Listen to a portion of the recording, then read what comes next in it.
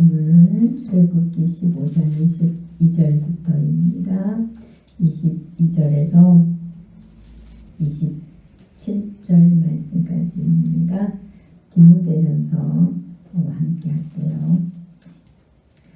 이제 하나님께서 이스라엘 백성들을 친히 구출하십니다. 또 요즘에 새벽에 말씀을 나누는 역대하에서도 보면은 모압과 암몬이 유다를 침공하러 와요. 그때 여호사밧 왕이 하나님 앞에 전심으로 구합니다. 백성들과 온 백성들과 함께 하나님 앞에 그 전쟁을 하나님 손에 맡기고 하나님 앞에 전심으로 간 거예요. 한마디로 유다 백성들이 자기들의 할 일이 무엇인지를 알았다는 거죠. 물론 영적으로는 또 영적으로 우리의 구원은 온전히 예수 그리스도 그분의 손에 달려 있잖아요. 하나님 손에 달려 있어요. 영적으로 우리의 구원이 우리 힘으로 뭐 우리를 구원하거나 이렇게 할 수가 없어요. 오직 하나님 손에 달려 있습니다. 또 육적으로도 마찬가지예요. 육적으로도 하나님의 백성들은 먼저 해야 될 일이 있어요. 그렇죠? 하나님 앞에 바로 서야 돼요. 곧 하나님과 관계를 먼저 맺어야 됩니다. 그리고 기다릴 줄도 알아야 돼요. 그럴 때 하나님께서는 완전히 반전을 일으켰어요. 반전. 그래서 그 역대하에 보면은 이스라엘 유다 백성들이 손도 하나도 안 대고 하나님께서 그 모압과 암몬 세일 사람들이 자기들끼리 싸우게 해요. 그래서 다 자기들끼리 싸워가고 자기들이 다 같이 죽어요. 그런 놀라운 일을 일으킵니다. 우리도 이게 세상 정책이 하나님 원치 않는 길로 갈 때 우리가 먼저 회개하고 엎드리고 하나님 앞에 그 하나님의 자녀로서 관계를 맺으면서 갈 때요. 하나님께서 반전을 일으켜요. 하나님께서 놀랍도록 일하십니다. 근데 우리가 자꾸 나서서 설치게 되잖아요. 그러면은 하나님의 도우신 손길이 자꾸 이렇게 폈다가 자꾸 오그라드세요. 그렇기 때문에 우리가 정말 주님 앞에 겸손함으로 엎드려서 진짜 하나님 앞에 모든 것을 맡기면서 기도하고 또 기다리고 이런 것들이 좀 있어야 돼요. 그런데 우리가 할 일, 하나님의 자녀로서 해야 될 일에 좀 관심을 더 가지고 있으면 반전이 일어납니다. 우리가 볼 때는 안 될 것 같잖아요. 근데 하나님 하시는 일은요. 우리의 생각하고 달라요. 다르기 때문에 육적으로는 우리 그렇게 오늘 제가 한번 그렇게 적응을 해봅니다. 다시 이제 성경으로 돌아가겠습니다. 22절에 보니까 이제 모세가 홍해에서 이스라엘을 인도하며 그들이 나와서 어디로 들어가요? 사흘길쯤 걸어요. 수루 광야로 들어가서 거기서 사흘길을 걸었으나 물을 얻지 못하고 이래 돼 있어요. 사흘을 걸었는데 물을 얻지 못해요. 그리고 이제 23절에 마라라는 곳에 이르러요. 그런데 그곳에 물이 있긴 있는데 써서 먹지를 못합니다. 그래서 이름을 마라라 이래 돼 있어요. 마라라는 뜻은 쓴 것이라는 뜻입니다. 쓴 것이라는 뜻인데 이 물을 얼마나 이 백성들이 만나서 반가워했겠어요. 사흘 동안 물을 못 먹었으니까. 그런데 24절에 보세요. 백성이 모세에게 원망하여 이르되 우리가 무엇을 마실까 하매 이 이스라엘 백성들이 금방 앞에 모세의 노래, 미리암의 노래 때 이스라엘의 구원을 베푸신 하나님께 얼마나 영광을 돌려드렸습니까? 홍해 바다에서 자기들은 마른 땅까지 다 지나왔는데 애굽의 군사들은 다 그 홍해 바다에서 죽은 걸 보고 그때 모세도 믿고 하나님도 믿었다고 이렇게 고백을 하잖아요. 그렇게 믿어놓고도 조금만 어려움이 있으면 믿지를 못해요. 여러분 그런 신앙은 안 돼요. 여러분 그건 믿음이 아니에요. 맨날 표적을 봐야 믿고 안 그러면은 못 믿어가고 맨날 불안했다는 거 이거 온전히 회개가 들어가야 돼요. 이게 근본 제 문제가 온전히 해결이 안 되면은 이 온전한 믿음이 들어오지를 못하고 성령의 충만함에 들어오지를 못하기 때문에 계속 불안에 떨어요. 인간이. 그러니까 그 불안을 감추기 위해서 뭐를 막 해요. 뭘 막 하죠? 예, 어떤 사람은 종교적인 의무를 막 하든지 아니면 친구도 만나기도 하고 전화통 하루 종일 붙들고 살든지 아니면 이제 뭔가 일을 통하여서 그 불안을 해소해요. 그러면 이제 괜찮으니까 신앙이 있는 줄 알아요. 그렇게 덮어서 가는 사람들이 얼마나 많은지 몰라요.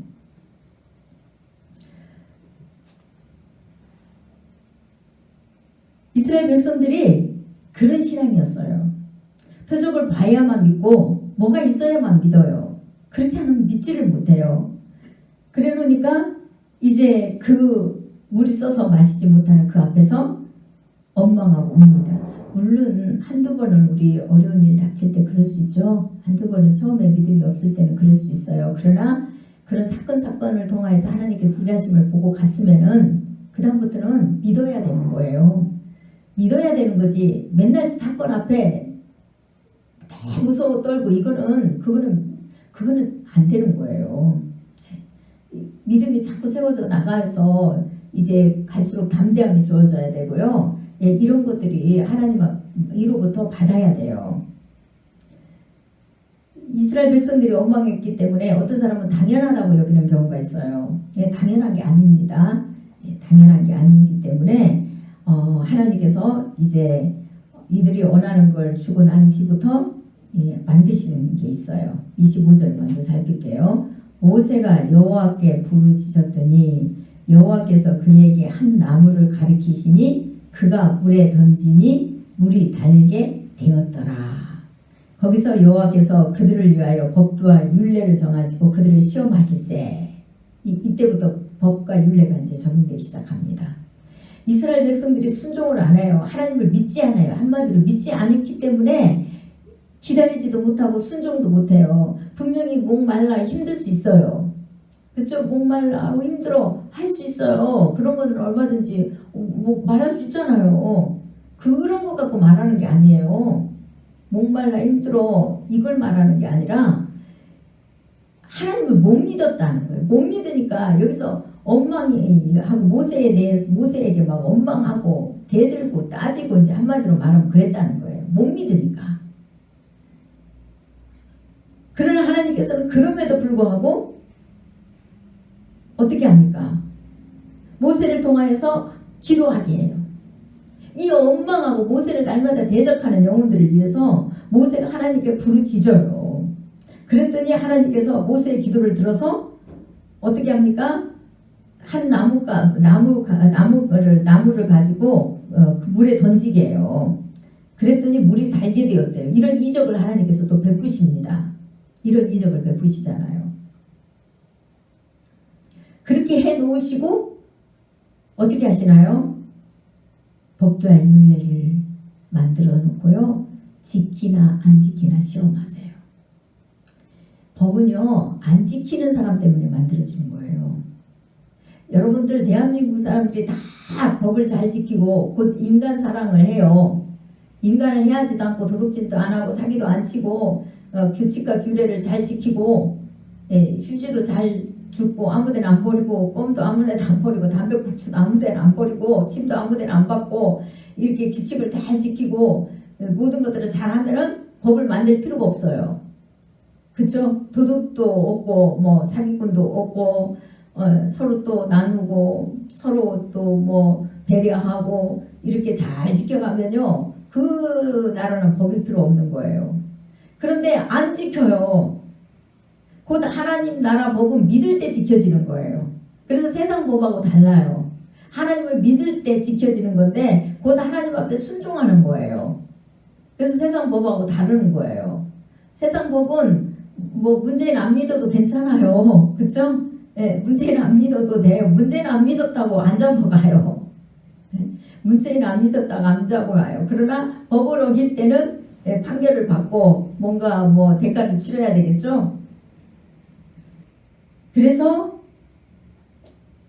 디모데전서 1장 3절에서 11절을 한번 찾아볼게요. 신약성경 337쪽입니다. 1장 3절부터 11절까지 한번 살펴볼게요. 내가 마게도냐로 갈 때 너를 권하여 에베소에 머물라 한 것은 어떤 사람들을 명하여 다른 교훈을 가르치지 말며 신하와 끝없는 족보에 몰두하지 말게 하려 함이라. 이런 것은 믿음 안에 있는 하나님의 경륜을 이룸보다 도리어 변론을 내는 것이라. 이 정말 주님에 대한 믿음, 그 십자가의 사랑을 가리키고 그 십자가의 사랑의 정신이 뭔지, 예수 그리스도가 왜 우리를 위해서 그렇게 죽으시고 또 부활하시고 승천하시고 성령을 보내주셨는지 이 비밀을 정확하게 알아야 돼요. 그런데 이 복음은 제쳐놓고 이 교훈을 하지 않고 신하와 끝없는 족보, 이스라엘 백성들은, 유대교 그리스도인들은 분명히 그런 걸 따졌을 거예요. 네가 아브라함 후손이냐? 나는 아브라함 후손이다. 나는 아브라함 후손 몇 대다.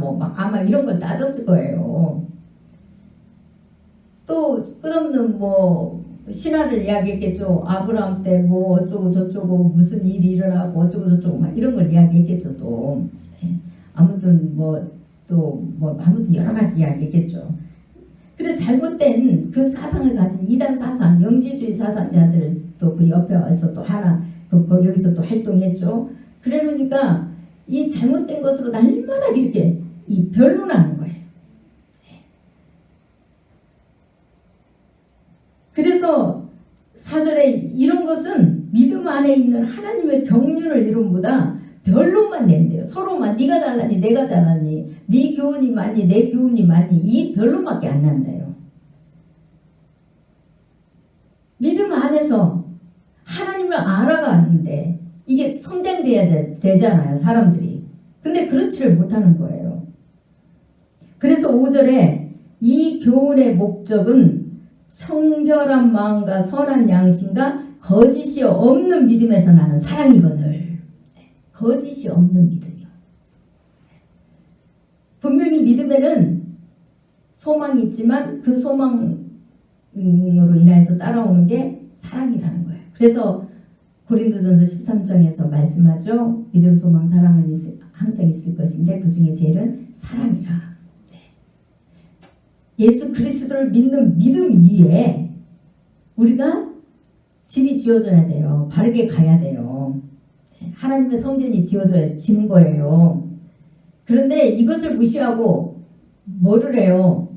자꾸 육적인 문제 안에서 뭔가 이적과 기적만 체험하고 가면 그거는 모래에 집을 쌓는 거예요. 믿음하고는 상관없는 거예요.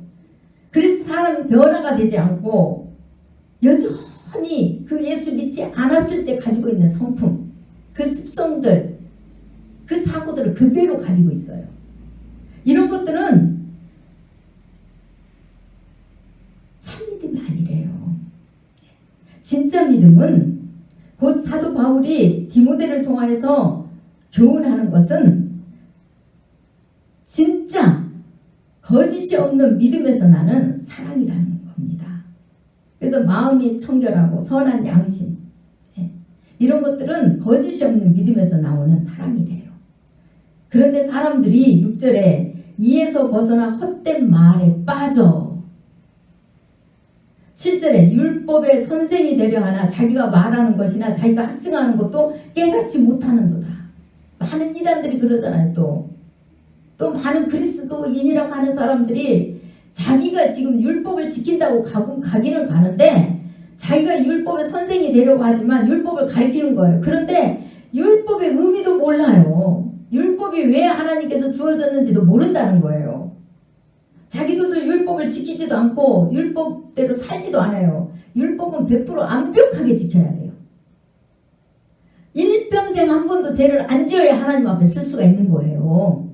율법이라는 것은요. 법을 지켜서 의로워서 쓰려고 하면은. 그런데 지네들도 율법 못 지키면서 지네들도 학업을 다투는 일이고 병원에 입원하면 안식을 못 지키잖아요. 또 많은 사람들이 마찬가지예요. 못 지키는 거 많잖아요.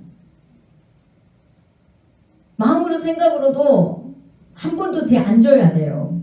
한 번도 죄를 안 지은 사람만이 하나님의 아들이라고 인정받을 수 있어요. 인간은 그렇게 이 땅에 있는 이상 그렇게 안 돼요. 그래서 예수 그리스도만이 참 아들로 인정이 된 거예요. 죄가 없으신 분이에요. 깨끗하신 분이에요.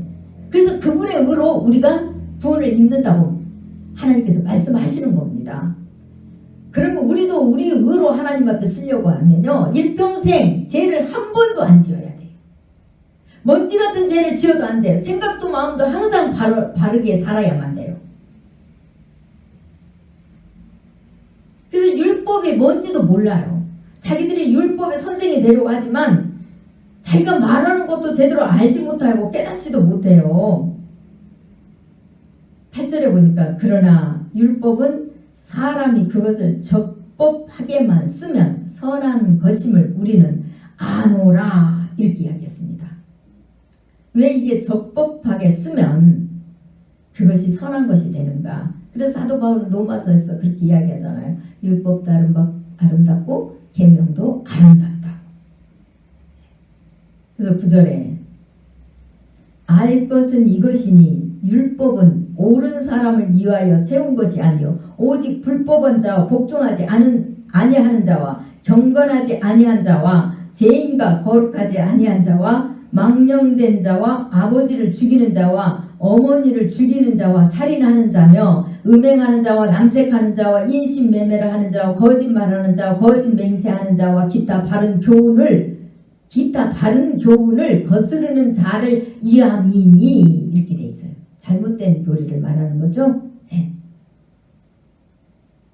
분명히 율법을 만든 것은 옳은 사람을 위하여 세운 게 아니래요. 불법한 자와 복종하지 않는 자, 경건하지 않는 자, 죄인, 거룩하지 않고 망령된 자, 법을 지키지 않는 자 때문에 하나님께서 법을 만드셨다는 거예요. 세상 나라법도 마찬가지잖아요. 옳은 자를 위해서 세운 법이 아니에요. 이스라엘 백성들이 하도 말을 안 들어요. 주님을 믿지를 못해요. 믿지 못하고 항상 애굽으로 되돌아가려고 하고 그들 속에는 여전히 애굽이 들어있어요. 그래서 어떻게 해요? 애굽이 들어있으니까 옛날에 호화롭던 삶을 다른 사람이 내가 못 사는데 살면 막 심통이 나죠. 샘이 나고 부럽고 막 속상하고 마음 아프고 이런 일들을 막 일어납니다. 이런 일들이 일어나요. 그래서 하나님께서는 법을 만들어서 이스라엘 백성들을 시험하신다는 거예요. 지키나 아니 지키나.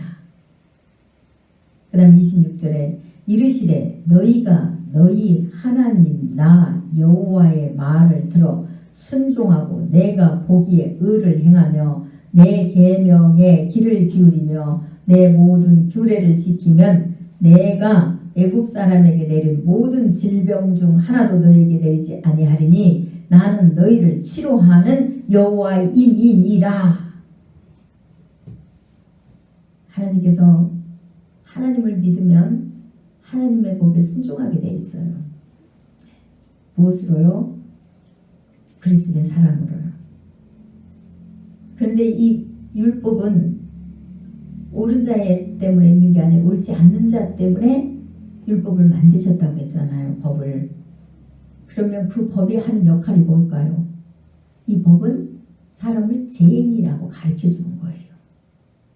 우리가 죄인이 되어야만이 하나님의 은혜가 필요하다고 그랬잖아요.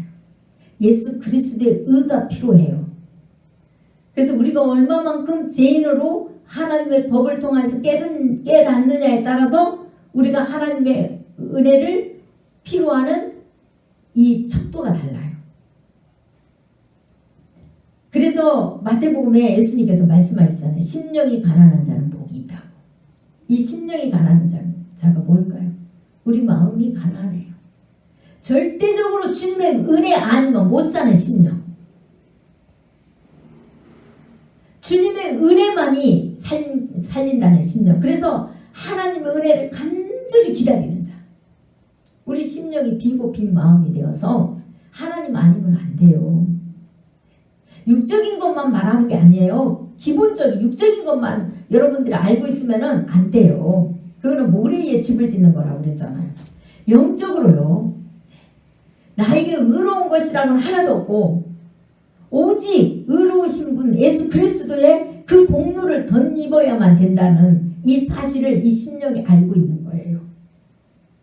세상 그 어떤 것으로도 그 심령을 채워줄 수가 없어요. 가난한 심령을 부유케 할 수가 없잖아요. 그래서 누가복음에는 그것을 팔복을 그렇게 설명해요. 육적인 가난한 사람을 비유해서 가난한 자에게 복음으로 부유케 하며 이렇게 돼 있어요. 우리가 주님의 은혜 아니면 못 살아. 그래서 우리 심령이 절대적으로 하나님 은혜가 부어졌을 때 채워지는 거. 이 세상 그 어떤 곳으로도 그렇게 우리를 채워줄 수가 없다는 거예요. 그래서 주님의 복음으로만이 우리가 채워져요. 세상 것으로도 채워지는 게 아니에요. 가난한 자가 세상 거 있다고 채워졌다고 하면 주님이 그런 말씀 안 하시겠죠. 그렇죠? 네. 가난한 자에게 복음으로 믿음으로 부유케 하며 하나님 은혜로 부유케 한대요. 하나님께서 인간의 심령에 찾아와 주셔서 비로소 우리가 그 은혜로 말미암아 그 사랑으로 말미암아 하나님의 법에 순종하게 되는 거예요. 믿기 때문에요. 주님이 우리 안에서 그렇게 일하세요.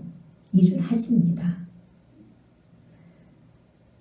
그래서 이스라엘 백성들에게 죄인인 걸 가르쳐 주시고 또 이스라엘 백성들이 그 법이 있음으로 말미암아 어떻게 할까요? 무서워서라도 안 가는 거예요. 제약으로 안 가는 거예요. 무서워서라도. 법이 있으니까. 여러분 법이 있기 때문에 여러분들 지키는 게 엄청 많잖아요. 세상 법도. 만약에 법이 없으면 안 지킬 건 많을 거예요. 그렇죠? 예. 근데 법 때문에 지켜요. 근데 나라법도 법 때문이가 아니고요. 나라를 사랑해서 지켜야 돼요. 사실은. 나라를 사랑해서 지켜야 되는데 나라를 사랑하지 않으면 그냥 법이 무서워서만 해요. 그런 백성들만 잔뜩 있다고 해보세요. 대한민국에.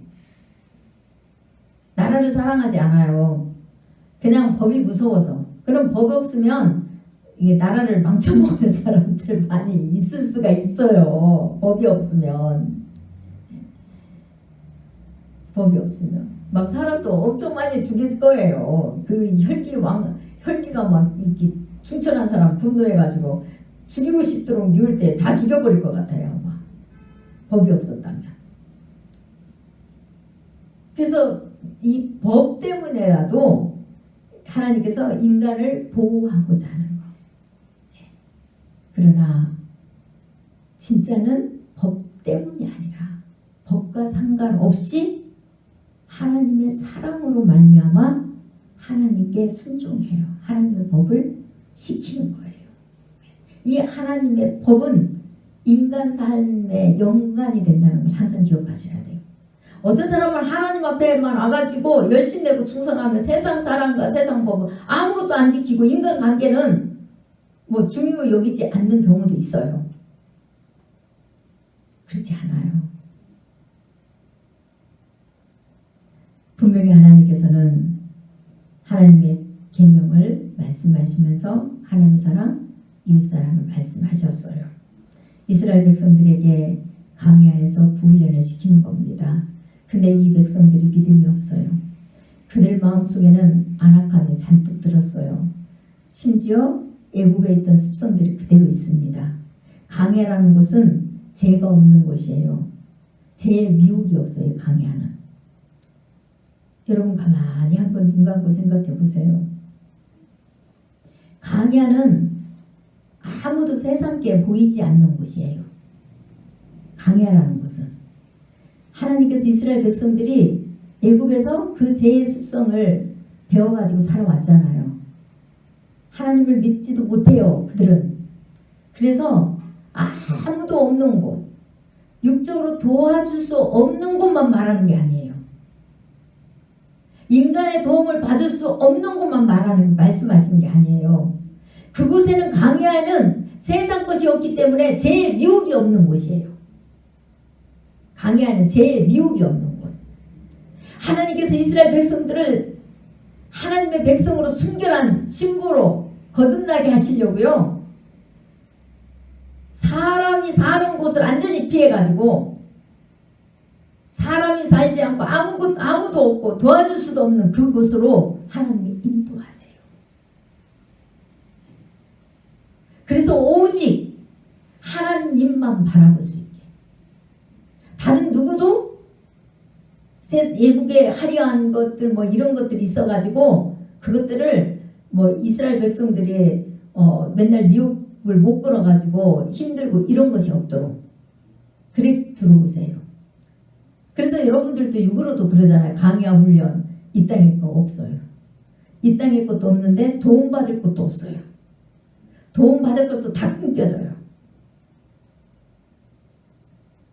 영적으로도 마찬가지예요.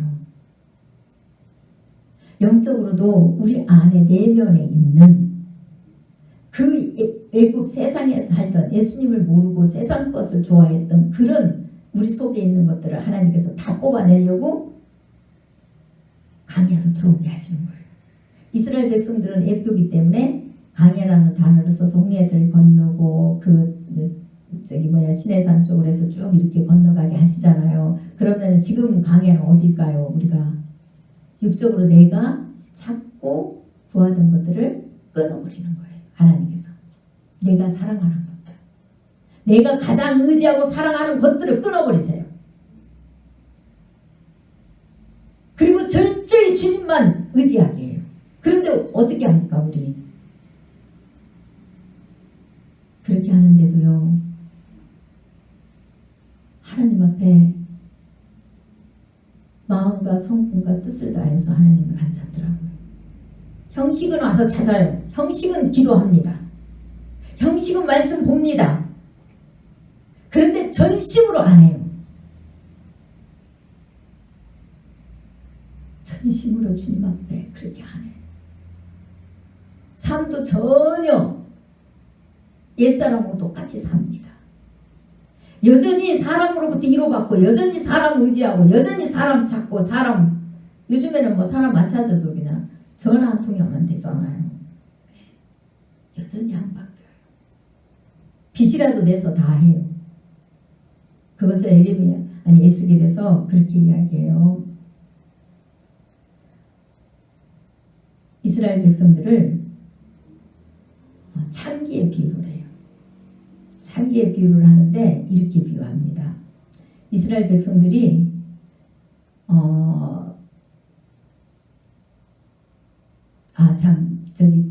보통 장녀들은 자기가 그 대가를 받고 그 죄를 지어요. 그런데 이스라엘 백성들은 어떻게 된 게 자기들이 돈을 주고 행음을 한다는 거예요. 자기들이 돈을 주고. 그것을 왜 그러느냐? 찾는 남자가 없대요. 찾는 남자가 없으니까 자기들이 돈을 주고 자기들이 좋은 거 줘가면서 끌어들인다는 거예요. 그게 이 육으로 표현을 했지만 영적으로 하나님을 섬긴다고 하면서 이방신들을 저희들이 찾아다닌다는 거예요. 저희들이 가서 거기다 돈 바쳐가면서 그러고 가고 있다는 거예요. 그러니까 일반 창녀보다도 더 악하다는 거예요. 이스라엘 백성들은. 가들은 돈이라 받고 그러지만 지들은 돈을 갖다 주워가면서 그러고 있대요. 뭘 말합니까? 하나님께서 하나님을 온전히 만나는 그런 삶을 살게 하려고 자원에서 강야로 안 들어와요. 곧 좁은 길로 안 들어온다는 거예요. 강야가 곧 좁은 길이 시작인데 좁은 길을 통과해서 가나안에 들어가야 되는데 좁은 길로 스스로 안 들어와요. 그러면 하나님께서 그가 붙들고 놓지 않는 것, 가장 사랑하는 것들을 끊어버린다는 거예요. 좁은 길로 들어오라고. 의지할 것 없이 사람도 다 떠나버려요. 그렇게 하는데도 불구하고 어떻게 해서든지 오히려 자기들이 찾아다닌다는 거예요. 자기들이. 상대는 만나려고도 않고 원치도 않는데 자기들이 찾아다니고 자기들이 그러고 있다는 거예요. 자기들이. 그럼 오늘날 우리도 그런 거와 마찬가지라는 거예요. 하나님이 강야 훈련시키려고 세상도 끊어버리고 다 하는데도 불구하고 어떻게 해서든지 가요. 어떻게 해서든지. 형식만 걸쳐놔요. 하나님 앞에. 참 안타까울 때가 많아요. 정말 많은 사람들이 다 죽어가면서도 마음과 생각을 전심으로 하나님 앞에 돌려서요. 이 좁은 길로 들어가서 가나안에 가려고 안 합니다. 절대적인 하나님. 그 하나님을 만나서 전적으로 하나님에게만 순종할 수 있는 이 믿음을 구하지 않아요. 원하지 않아요. 그렇게 안 해요. 무서우니까 기도 안 하면 말씀 안 보면 벌 내릴까 봐 그냥 형식과 의무만 해요. 형식과 의무만 하고 마음과 생각은 딴 데가 있어요. 마음과 생각은 여전히 세상에 돌아가고 싶고 여전히 옛 것이 좋고 그래서 이스라엘 백성들이 광야에서도 죄를 짓기 시작해요.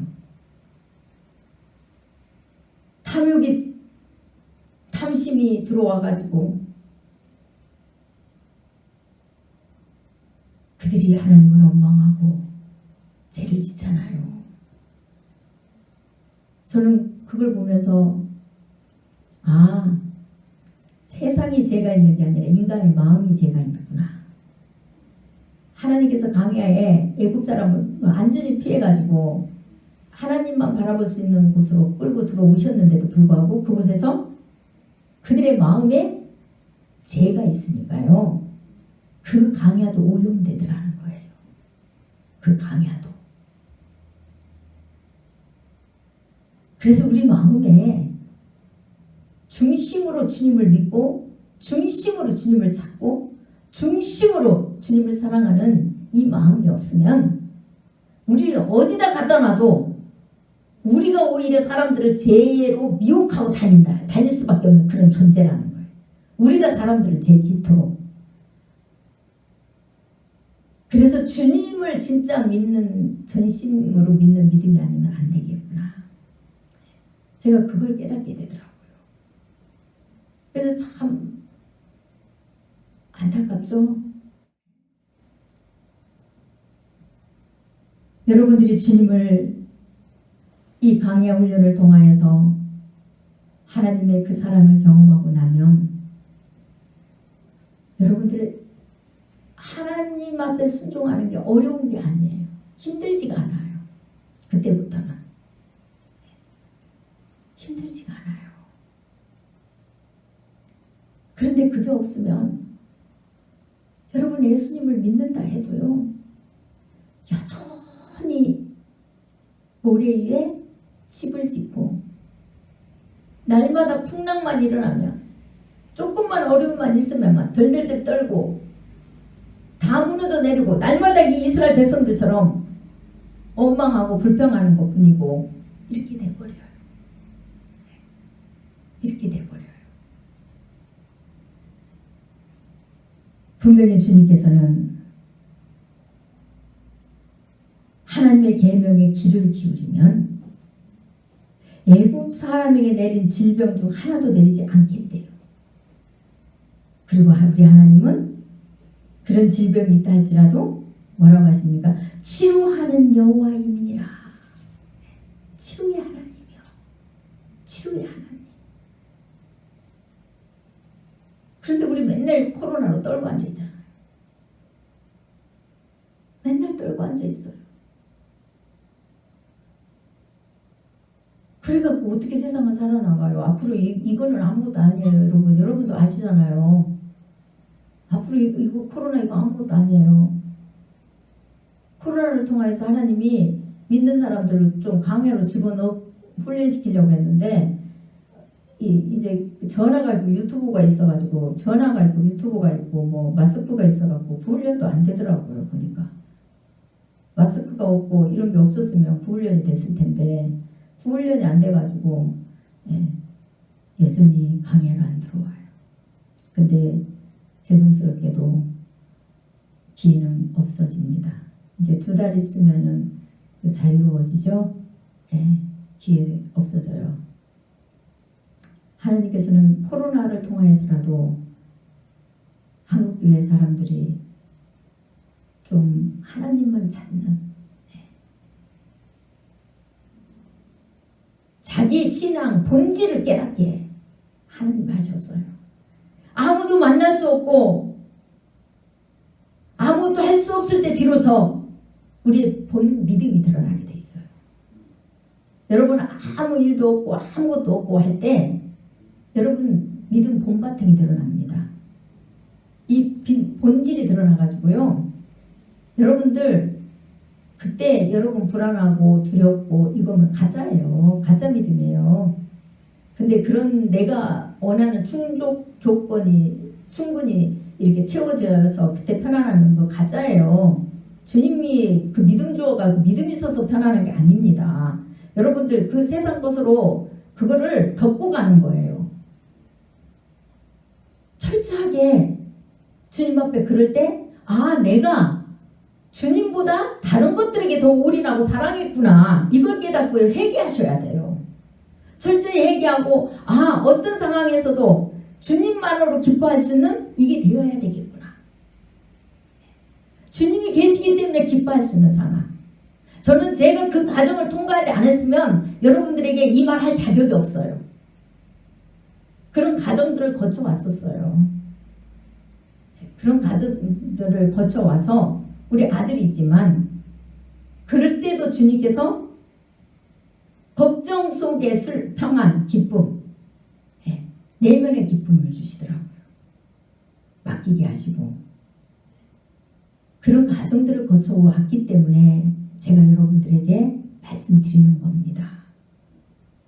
이제 지금까지 그게 안 되었다면 다시 주님을 붙드십시오. 여러분이 거짓 믿음을 벗어버려야 돼요. 이 거짓 믿음이 벗어져 버리면 여러분 본색이 드러납니다. 그런데도 감추고 있어요. 안 벗으려고 합니다.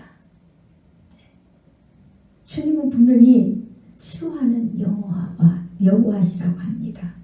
치료의 하나님이세요. 예수 그리스도는 치료의 하나님이십니다. 승리하셨어요. 지금이라도 늦지 않았습니다. 거짓의 옷을 벗어버리고 진짜 믿음을 얻기 위하여 아버지 앞에 철저히 회개하면서 좁은 길로 들어가십시오. 그러면 반드시 하나님께서는 약속을 이뤄주셔서 여러분 안에 성령으로 인쳐주시고 그 성령이 여러분과 동행하셔서 여러분이 이 땅에서 하나님을 뵙습니다. 여러분이 하나님과 동행함으로 이 땅에서 가나안 곧 천국을 누리게 돼요. 하나님이 여러분에게 응답하실 것이고 하나님이 여러분을 찾아주실 것이고 하나님이 여러분을 늘 나타내 주실 거예요. 한상으로 내가 감각으로 내가 내 느낌으로 내 체면으로 느끼라는 게 아닙니다. 진짜 느낀다는 것은 역사가 일어나요. 하나님이 일하심을 보세요.